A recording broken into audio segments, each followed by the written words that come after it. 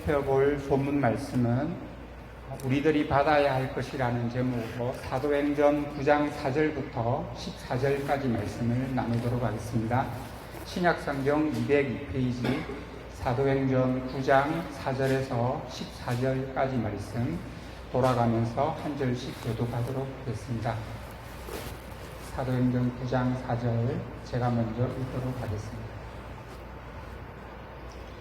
땅에 엎드러져 들음에 소리가 있어 이르시되 사울아 사울아 너가 어찌하여 나를 박해하느냐 하시거늘 내가 만일 주여 누구시니까 이르시되 나는 네가 박해하는 이시라. 너는 일어나 시내로 들어가라 네가 행할 것을 너에게 이를 자가 있느니라 하시니 같이 가는 사람들은 소리만 듣고 아무도 보지 못하여 말을 못하고 서 있더라. 바울이 땅에서 일어나 눈은 떴으나 아무것도 보지 못하고 사람의 손에 끌려 다메섹으로 들어가서 사흘 동안 보지 못하고 먹지도 마시지도 아니하니라. 그때에 다메섹에 아나니아라 하는 제자가 있더니 주께서 환상 중에 불러 이르시되 아나니아야 하시거늘 대답하되 주여 내가 여기 있나이다 하니 주께서 이르시되 일어나 십자가는 거리로 가서 유다의 집에서 사소 사람 사울이라는 사람을 찾으라. 그가 기도하는 중이니라. 그가 아나니아라 하는 사람이 들어와서 자기에게 안수하여 다시 보게 하는 것을 보았느니라 하시거늘 아나니아가 대답하되 주여 이 사람에게 대하여 내가 여러 사람에게 들었사온즉 그가 예루살렘에서 주의 성도에게 적장을 해를 지켰다 하더니. 다 같이 읽겠습니다.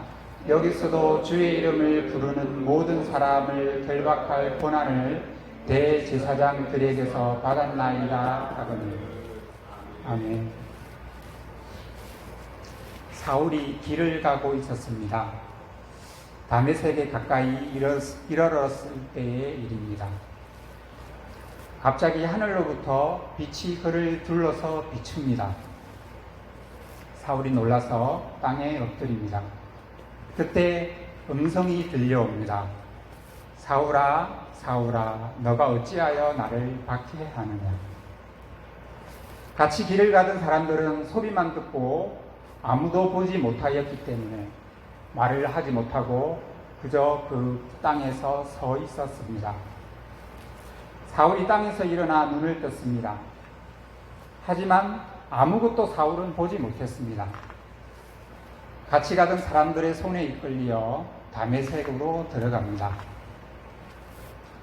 다른 사람들의 손에 이끌려 앞도 못 보고 길을 걸어가던 사울의 심정은 어떠했을까요?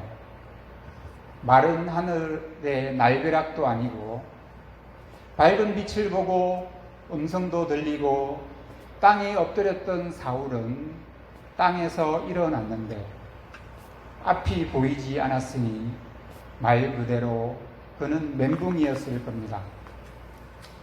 앞이 보이지 않으니 한 걸음 한 걸음 걸음을 떼는 사울의 심정, 혹시 자기 앞에 돌뿌리가 있지 않을까? 또는 앞에 구덩이는 있지 않을까?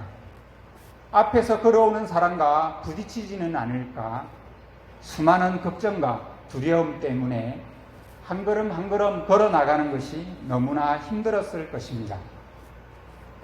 사울과 함께 길을 걸어가던 사람들도 어디서 음성은 들었는데 사람은 보이지 않았으니 귀신이 나타난 것은 아닌가 무서웠을 수도 있습니다. 사울은 땅에 엎드렸다가 일어나서 앞을 못 보게 되고 그 앞 못 보는 사울의 손을 잡고 길을 걸어가는 그들은 너무나 불편하고 사울의 손을 잡고 이끌어가고 있을 때에 한 걸음 한 걸음이 너무나 그들에게 불편함 또한 시간도 가지 않아서 많이 당황했을 것입니다. 사울은 길을 걸어가면서 머릿속에 생각은 많아지고 그 많은 생각들 속에서 걱정이 가득했을 것입니다. 다메섹까지 걸어가면서 다치지 않고 무사히 갈 수는 있을까? 날이 저물기 전까지 다메섹에 도착할 수는 있을까? 혹시 함께 가는 이 사람들이 불편하다고 나를 버리고 가지는 않을까? 그러나 그 생각들보다 사울의 머릿속을 가득 채우는 생각이 하나 있었습니다. 사울아, 사울아, 너가 어찌하여 나를 박해하느냐? 사울은 다시 한번 되뇌이다가 놀랐을 것입니다. 아니, 그 사람이 내 이름을 어떻게 알았지? 사울이 누구시냐고 물었을 때에 나는 네가 박해하는 예수다라고 대답하는 것에 사울은 정신이 번쩍 들었을 것입니다. 아니, 갑자기 빛이 내게 비쳐서 너무 놀랐고 땅에 엎드린 상황인데 어디선가 음성이 들려왔고 그 음성의 주인공이 네가 박해하던 그 예수라니. 그리고 일어나서 다메섹 시내로 들어가라. 네가 행해야 할 것을 너에게 말해줄 자가 있을 것이다 라고 나에게 말을 하는데 과연 나는 무엇을 행해야 한다는 말이지? 또 누가 나에게 그것을 말해준다는 것인지? 자신에게 일어난 일과 자신이 박해하는 예수라고 말하는 것에 대해서 사울은 당황할 수밖에 없었습니다. 내가 박해를 했으니 그 박해한 것에 대해서 복수를 하려는 것일까? 다메섹에 들어가면 나에게 복수를 하려고 사람을 준비시켜 놓은 것은 아닐까? 그렇다면 차라리 다메섹에 들어가지 말고 길을 가는 도중에 다른 곳으로 도망을 가야 하는 걸까? 지금 내 손을 잡고 걸어가는 이 사람들에게 부탁을 한번 해볼까? 아니면 대제사장들에게서 받은 여러 회당에 가져갈 공문을 이 사람들에게 보여주고 나는 죄가 없는데 대제사장들의 명령을 단순히 따랐을 뿐이라고 변명이나 해볼까? 하지만 그렇게 하다가 이 사람들이 예수님의 편인지 아니면 대제사장의 편인지 알 수 없는 이 상황에서 혹시 이 사람들에게 내가 해코지를 당하는 것은 아닐까?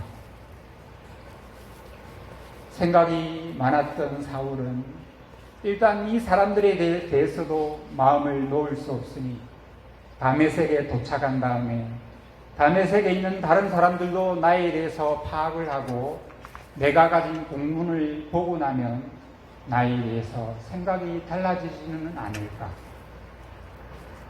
그런데 나에게 행할 것을 알려준다는 사람은 도대체 누구일까? 그 사람이 누구이길래 나에게 행할 것을 알려준다는 말일까? 사울은 다메섹에 도착한 다음 사흘 동안 앞도 보지 못하고 먹지도 않고 마시지도 않았습니다. 그 마음은 오죽했을까요? 그때에 아나니아라는 주님을 믿는 제자가 다메섹에 있었는데 주님께서 아나니아에게 환상 중에 불러서 말씀을 하십니다. 다메섹 직가라 하는 거리에 가서 유다의 집에서 다소 사람 사울을 찾으라. 그가 기도하는 중이라. 아나니아라는 사람이 들어와서 사울에게 안수하여 다시 보게 하였다. 아나니아는 환상 중에 주님의 음성을 듣고 대답을 합니다. 주님, 이 사울이라는 사람에 대하여 제가 들은 적이 있습니다. 이 사람 때문에 예루살렘에 있는 주님의 수많은 성도들이 적지 않은 해를 당했다는 소문이 있습니다. 여기 다메섹에 와서도 주님의 이름을 부르는 모든 사람을 결박할 권한을 대제사장들에게서 받았다고 합니다. 그런데 제가 그 사울을 찾아가서 안수를 해주는 것이 과연 옳은 일일까요? 그 사울은 주님을 박해하던 자가 아닙니까? 주님께서는 아나니아에게 말씀하십니다. 사울은 내 이름을 전하기 위하여 택한 나의 그릇이다. 주님의 말씀을 듣고 아나니아는 직가라는 거리에서 유다의 집에 들어가서 사울에게 안수를 하여 말합니다. 사울아, 네가 오는 길에서 나타나셨던 예수님께서 나를 보내셨다. 너를 다시 보게 하시고 성령으로 충만하게 하신다고 아나니아가 말을 하니 즉시 사울의 눈에서 비늘 같은 것이 벗어져 다시 보게 되었습니다. 그리고 일어나서 아나니아에게서 사울은 세례를 받습니다. 사울은 세례를 받고 음식을 먹어 영과 육이 강건하여졌습니다.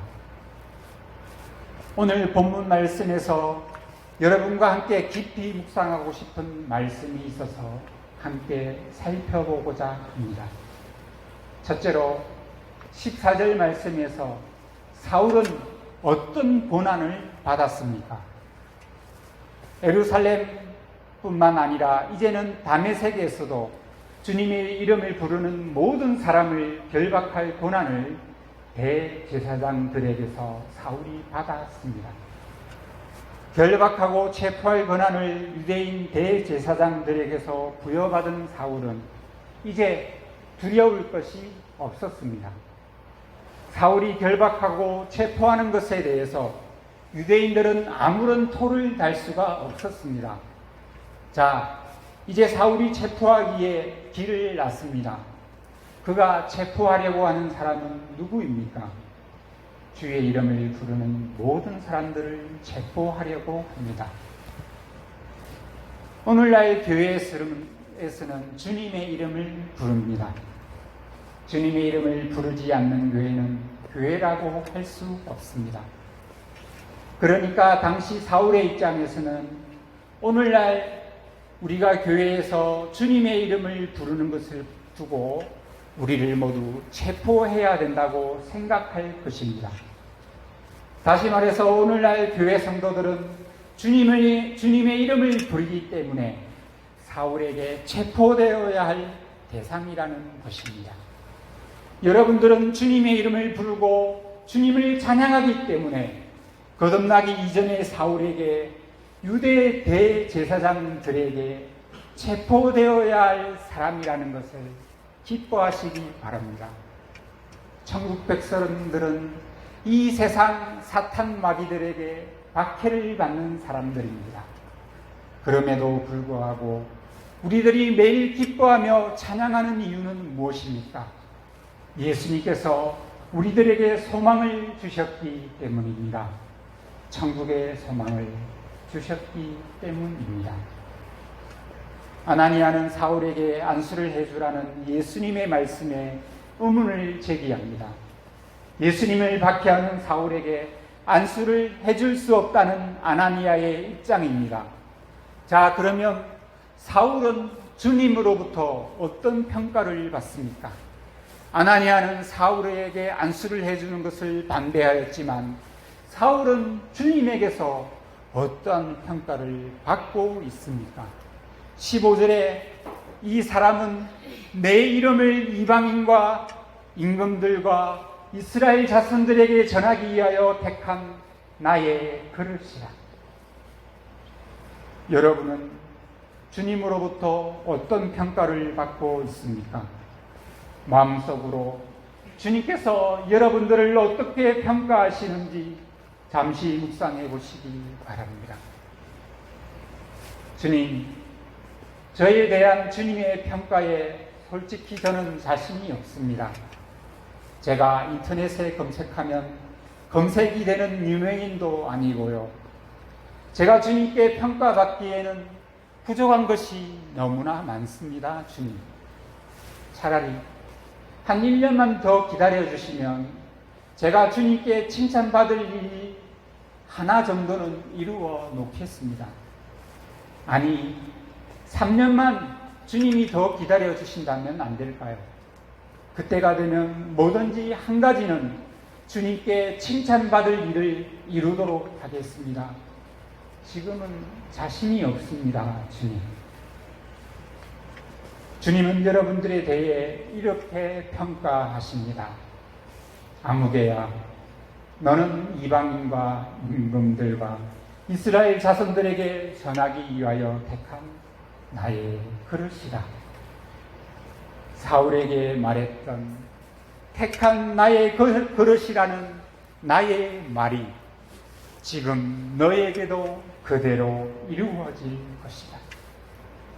오늘 수요일에 참석해서 사도행전 9장을 읽고 있는 너에게도 사울과 같이 성경 말씀이 그대로 이루어질 것이다. 왜냐하면 너는 내가 택한 하늘나라 백성이고 하늘나라의 택한 그릇이기 때문이다. 그리고 주님께서 이어서 말씀하십니다.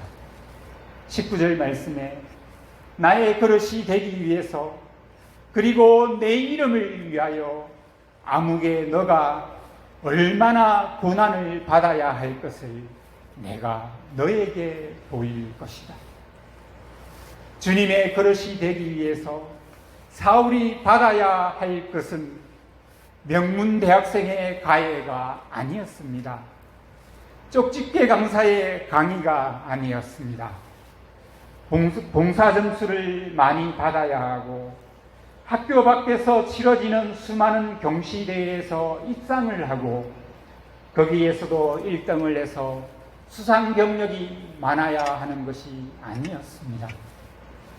좋은 직장에 들어가기 위해서 해외 유학을 다녀오고 해외 명문대학 졸업장을 받아야 하는 것이 사울에게 필요한 것이 아니었습니다.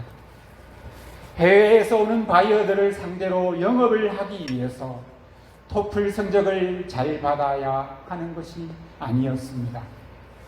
이 모든 것들은 주님의 나라에는 해당되지 않습니다. 주님의 나라에 세상적인 경쟁과 높고 낮음이 적용되지 않습니다. 주님께서 영광에 이르실 때에 우편과 좌편에 앉게 해달라는 어리석은 야고보와 요한에게 이방인의 고관들이 이방인들에게 권세를 부리고 이방인들을 압제하고 통치하려고 한다. 그러나 너희 중에는 그렇지 않을 것인데 누구든지 크고자 하는 자는 너희를 섬기는 자가 된다고 주님은 야고보와 요한에게 말씀하셨습니다. 주님의 나라에서는 주님의 그릇이 되기 위해서는 받아야 하는 것이 하나가 있는데 그것은 바로 고난을 받아야 했습니다. 그렇다면 지금까지 쌓아왔던 스펙은 다 필요 없잖아. 이렇게 말하는 대학 입시생들에게 취업 준비생들에게 그래 스펙은 다 필요 없어. 주님을 위해 고난을 받는 것이 중요해. 가지고 있는 재산 모두 교회에 바치고 전도하는 일에 동참해야 돼. 간섭하는 부모님을 피하기 위해서 집을 나와야 해. 집을 나와서 우리가 전도해야 될 사람 몇 명을 전도하기에 밤낮으로 전도해도 시간이 모자라니까 학교도 때려치고 직장도 때려치고 전도하러 나가야 돼. 이렇게 말을 한다면 10중 8구 이단 교회일 것입니다. 그러한 주장들은 마치 내일 종말이 올 것처럼 한국교회를 어지럽게 했던 이단들이 하던 말이었습니다. 우리들이 주님의 이름을 위하여 받는 고난은 우리들이 살아가는 생활 속에서 주님의 이름을 위하여 받는 고난입니다. 우리가 다니는 학교에서 배우는 학생으로서 주님의 이름 때문에 받는 고난입니다. 우리가 다니는 직장에서 일을 해야 하는 직장인으로서 주님의 이름 때문에 감수해야 하는, 손해받아야 하는, 손가락질을 당해야 하는 고난입니다. 우리가 매일 수없이 왔다 갔다 거닐어야 하는 동네에서 주님의 이름 때문에 감수해야 하는 믿는 성도이기 때문에 피할 수 없는 고난입니다.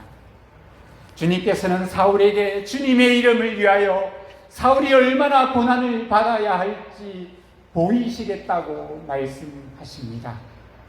고난 없이 주님의 이름을 높여드릴 수 없습니다.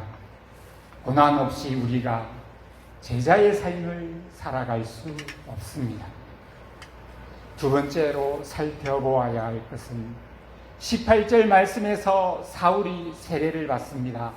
세례를 받기 전에 사울에게 어떤 변화가 있는데 어떤 변화를 겪었기에 사울이 세례를 받았을까요? 사울의 눈에서 비늘 같은 것이 벗어져 다시 보게 되었다고 성경은 말하고 있습니다. 사울에게서 비늘은 무엇이었을까요? 소아시아 빌리기아 지방 다소 출신이었던 사울에게 비늘은 어쩌면 로마 제국 시민권이 비늘이 될 수 있습니다. 사도행전 22장 25절에 로마 시민된 사울을 책찍질을 하며 신문하려 하는 백부장에게 사울이 말하는 장면이 나옵니다. 백부장에게 이르되 너희가 로마 시민된 자를 죄도 정하지 아니하고 책찍질할 수 있느냐? 사도 바울이 예수님을 믿고 난 후에 예수님을 믿지 않는 유대인들에게 핍박을 받을 때에 바울의 시민권은 로마 정부에 항의할 수 있는 근거가 되었습니다. 자신을 향하여 책찍질을 하고 신문하려고 하는 백부장에게 항의할 수 있는 근거가 바로 바울의 로마 시민권이었습니다. 하지만 예수님을 믿기 전에 사울은 예수님을 박해하고 예수님을 믿는 자들을 박해하는 일에 앞장서면서 로마 시민권이 사울에게 비늘이 되었을 수도 있습니다.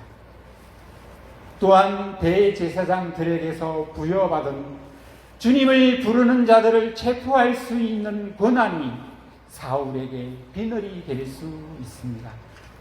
사도행전 22장 3절에서 당시에 존경받던 율법학자 가말리엘의 제자였던 사실이 사울에게 비늘이 될 수 있습니다. 사도행전 22장 6절에서 바리새인이라고 떳떳하게 자신을 밝힐 만큼 종교 지도자였던 것이 사울에게 비늘이 될 수 있습니다.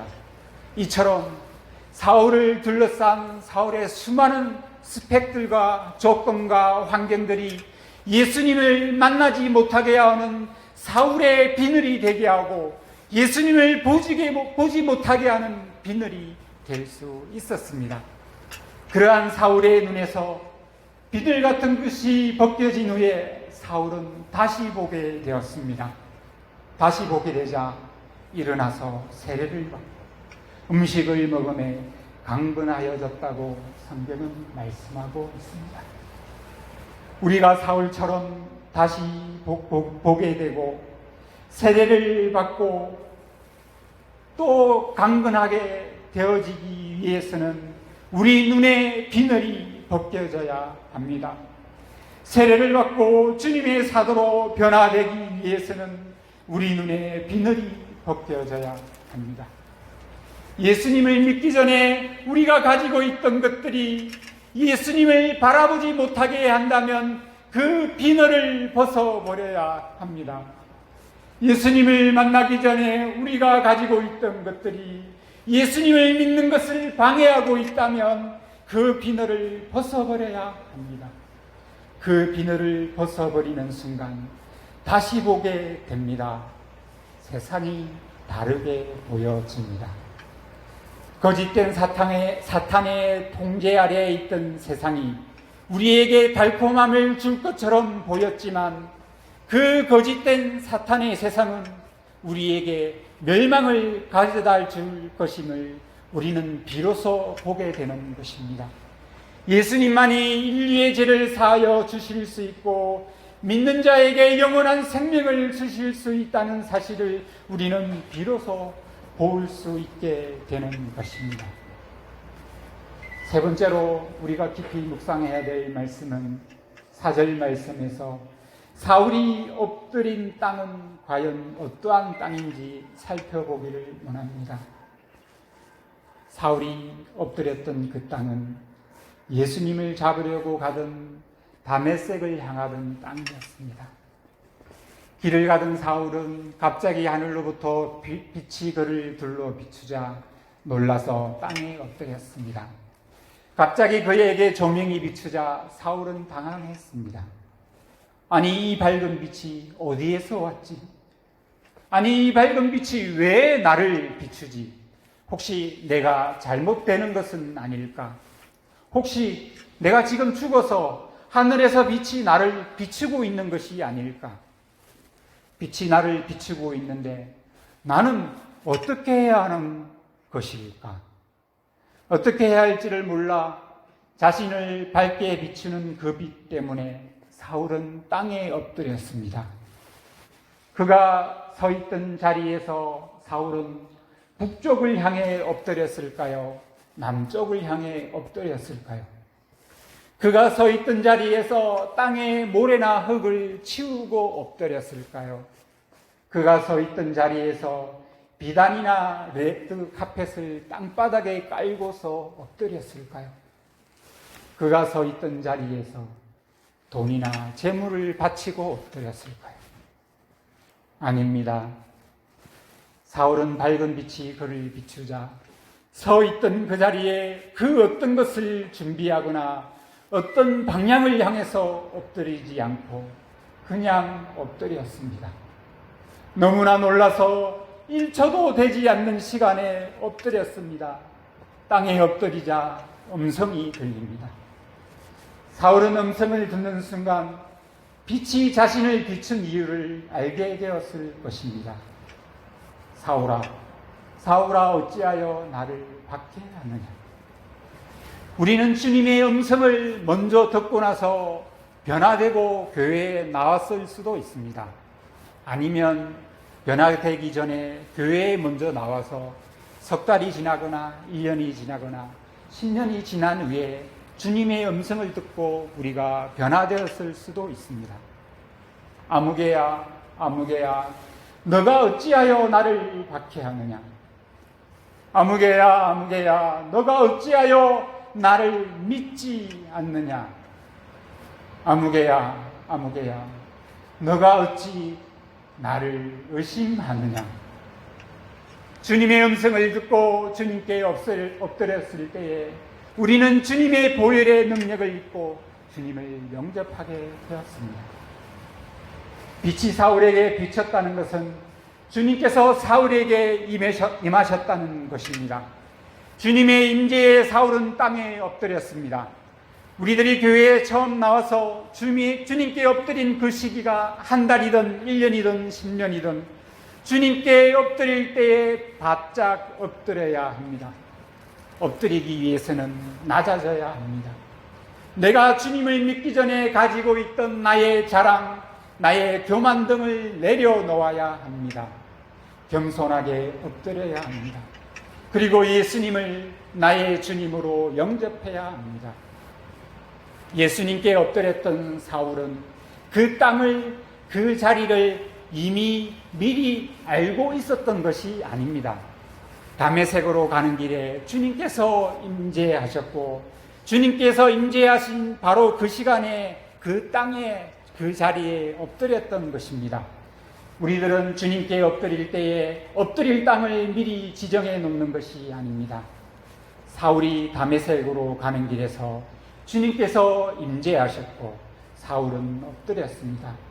우리들이 매일 걸어가는 길에서 매일의 생활 속에서 주님의 임재를 느끼는 자리라면 그 자리가 어느 자리라든지 어느 자리일지라도 그 땅에서 엎드려야 합니다.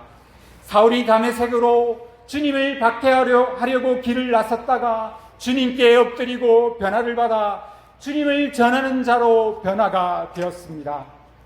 우리들이 다메섹이라는 세상으로 주님을 믿지 않고 주님을 배신하려고 길을 나섰다면 주님의 임재를 느끼는 그 시간에 무릎을 꿇고 주님을 전하는 자로 변화되어야 합니다. 그 땅은 한 곳에 고정되어 있지 않습니다. 주님께서 임재하는 그곳이, 그 땅이 우리가 엎드려야 할 곳이고 우리가 엎드려 예배해야 될 자리입니다. 주님께 엎드립시다. 우리의 삶 속에서 주님의 임재를 느낄 때마다 주님께 엎드립시다. 주님께서 변화시켜 주실 것입니다. 함께 기도하기를 원합니다. 주님, 아직도 우리가 되지 못하고 아직도 주님을 믿기 전에 아버지 세상적인 그런 잘못된 죄악 가운데 거하고 있다면 사울이 주님을 만나 변화되었던 것처럼 우리도 변화되게 해달라고 기도하시고, 또 우리 하나님의 모든 성도들 기도한 기도 제목들이 주님 앞에 상달되게 하시고 응답받게 해달라고 기도하시고, 우리 담임 목사님 영육간에 강건하게 붙잡아 주셔서 이 하나교회를 위해서 사역하시고 계획하실 때마다 주님의 놀라운 역사가 일어나게 해달라고 기도하시고, 여러분의 가정과 직장과 사업체와 학교를 위해서 우리 한 목소리로 기도하시겠습니다. 사랑이 많으신 주님, 너무나 감사합니다.